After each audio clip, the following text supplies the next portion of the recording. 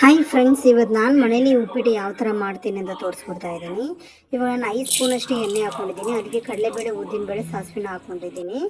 ಒಂದು ಸ್ವಲ್ಪ ಶುಂಠಿ ತೂದ ಹಾಕ್ಕೊಳ್ತಾ ಇದ್ದೀನಿ. ಒಂದು ಈರುಳ್ಳಿ, 6 ಮೆಣಸಿನಕಾಯಿ, ಕರಿಬೇವು ಸೊಪ್ಪನ್ನ ಹಾಕ್ಕೊಂಡಿದ್ದೀನಿ. ಚಿಕ್ಕದಾಗಿ ಹಚ್ಕೊಂಡಿರೋ ತರಕಾರಿನ ಹಾಕ್ತಾಯಿದ್ದೀನಿ. ರುಚಿಗೆ ತಕ್ಕಷ್ಟು ಉಪ್ಪು ಹಾಕೊಳ್ಳೋಣ.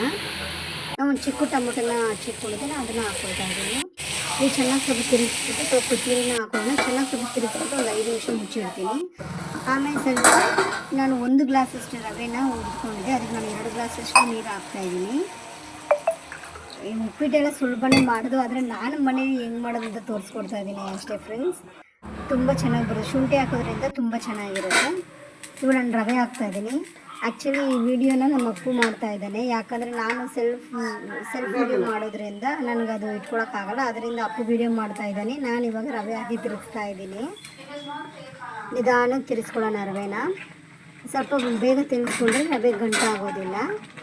ಸ್ವಲ್ಪ ಕೊತ್ತಂಬರಿ ಸೊಪ್ಪನ್ನ ಹಾಕ್ಕೊಳ್ಳೋಣ ಮೇಲ್ಗಡೆ. ಕೊತ್ತಂಬರಿ ಸೊಪ್ಪು ಹಾಕೊಂಡ್ರೆ ಸ್ವಲ್ಪ ಚೆನ್ನಾಗಿ ತಿರ್ಸ್ಕೊಳ್ಳೋಣ. ನಿಮ್ಗೆ ತುಪ್ಪ ಇಷ್ಟ ಆಗಿರೋರು ತುಪ್ಪ ಬೇಕಾದ್ರೆ ಹಾಕೊಳ್ಬೋದು. ನಮ್ಮ ಮನೇಲಿ ಆ್ಯಕ್ಚುಲಿ ತುಪ್ಪ ಯಾರೂ ಇಷ್ಟಪಡೋದಿಲ್ಲ, ಅದರಿಂದ ನಾನು ಈಗ ಉಪ್ಪಿಟ್ಟಿಗೆ ತುಪ್ಪ ಹಾಕಲಿಲ್ಲ. ಒಂದು 5 ನಿಮಿಷ ಮುಚ್ಚಿಟ್ಬಿಡೋಣ ಫ್ರೆಂಡ್ಸ್. ಒಂದು 5 ನಿಮಿಷ ಬಿಸಿ ಉಪ್ಪಿಟ್ಟು ರೆಡಿಯಾಗಿದೆ ನೋಡಿ. ತುಂಬ ಚೆನ್ನಾಗಿ ಬರುತ್ತೆ ಟೇಸ್ಟು. ನನ್ನ ವಿಡಿಯೋ ನಿಮ್ಗೆ ಇಷ್ಟ ಆಗಿದ್ರೆ ಶೇರ್ ಮಾಡಿ, ಕಮೆಂಟ್ ಮಾಡಿ, ಲೈಕ್ ಮಾಡಿ, ಫಾಲೋ ಮಾಡೋದನ್ನು ಮರಿಬೇಡಿ. Thank you.